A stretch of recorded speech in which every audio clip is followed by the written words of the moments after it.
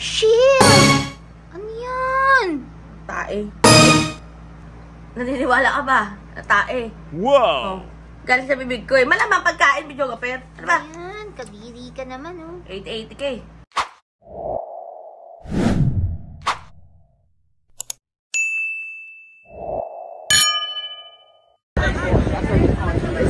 It doesn't have to be 30,000.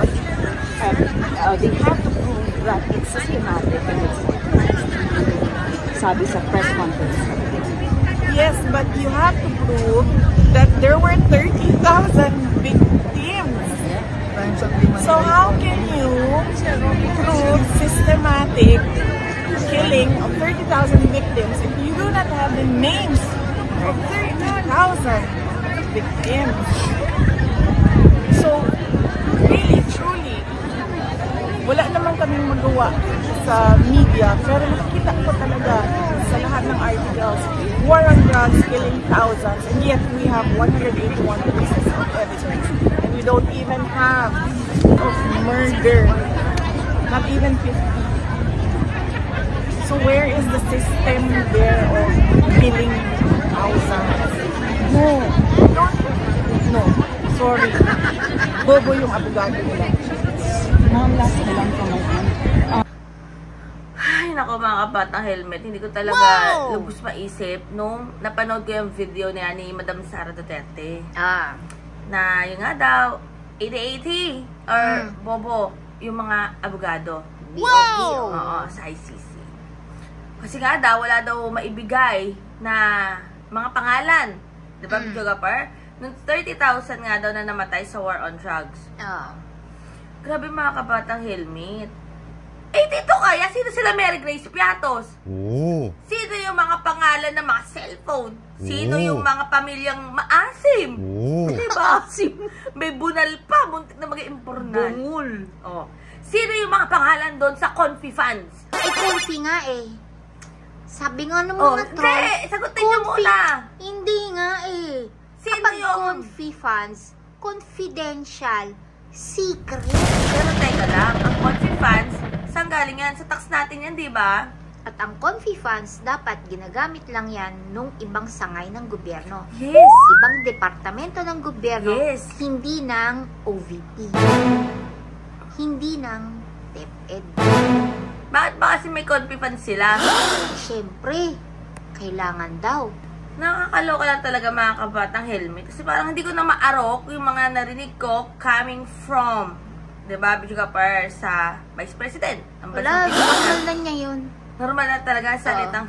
Siguro yung mga DDS, hindi ko talaga maarok. Oh, balita nga sa Qatar, videographer. Meron nga daw mga hinuli, na-detain. Ngayon magbabayad pa ng 100 reals yata. Eh di, natuloy Pero, ang zero remittance. Wala ka talagang mariribil eh, kasi diba, magpapiansa ka ron eh. Pero ito nga mga batang helmet, may napanood din akong video na talagang eye-opener din yung video. Nandun din yung kababayan nating OFW sa Qatar, videographer. And gumawa siya ng video about nga dyan sa mga nahuli. Sabi nga niya eh, ngayon, saan kayo hingi ng tulong?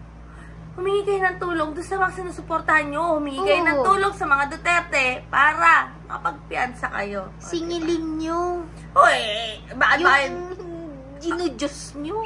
Bakit ba kayo nagkaroon ng protesta, di ba? Dahil sa kanila, ngayon nahuli kayo, hingi kayo ng tulong doon, di ba? Singilin nyo ngayon, pinagtatanggol namin kayo dito. Pero, nagrarally nga kami para sa inyo. Pero, sinisigaw namin ang pangalan, Duterte. Pero ito nga, mga kabatang helmet, nakakaloka lang talaga, no? Yung ibang mga kababayan natin, sila na yung napapahamak sa mga pinaggagawa nila. Tandaan nyo po, wala po kayo sa bansang Pilipinas. Sa ibang bansa kayo.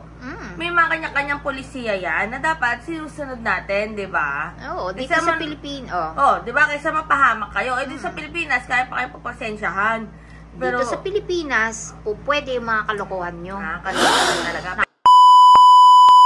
Hindi ko lang talaga maarok si Madam Sara Duterte, pero sana dito sagutin din niya sino sila Mary Grace Piatos na hindi man nakaregister sa PSA. Hindi nga masagot eh. At halos ang daming mga pangalan na dyan sa Confi funds na yan na hindi talaga nakaregister sa PSA at wala talagang rehistro. Wala talaga nag-exist na ganung pangalan. Sino yon? Secret nga eh.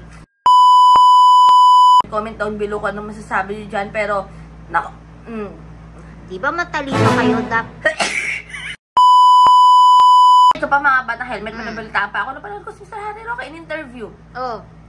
Nag-apply nga daw siya for asylum. At kung pumipirma siya para sa application niya for asylum, napahagulgul daw siya. Bakit? Kasi nga daw, after 6 months, 6.5 months. Yeah, 6.5 months, hindi na daw siya magtatago. So, inamin nga yung tatago siya. Nagtatago nga.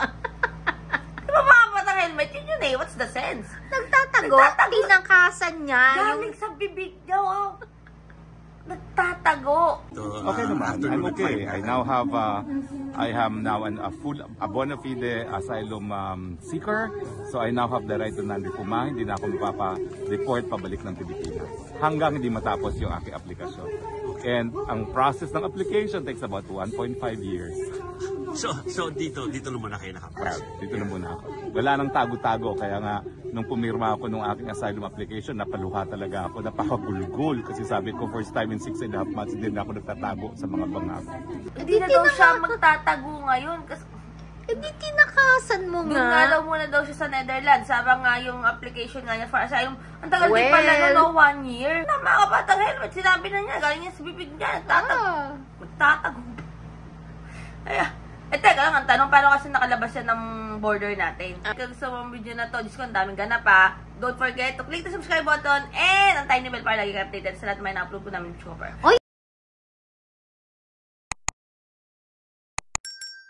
Yung number 1 senator. Oh. Yung number 1 senator. Oh. Andun pa rin. Oo nga eh. Sinusweldoan ba yun? Nakabakasyon naman daw, di ba sabi? Nakabakasyon nga. Talaga? Parang June pa raw yata ang resume nila. Pero anyway, highway. Baka gusto talaga niya, doon lang din siya. Ay, oo nga, di ba? Masarap nga daw ang Oo, pagkain. masarap nga daw ang pagkain. Pero ayun nga mga bata helmet, basta stay happy, stay healthy, and stay safe tayo. As always, sometimes sa buhay ng helmet, in a bukit, keep getting better every day. God bless everyone. Bye!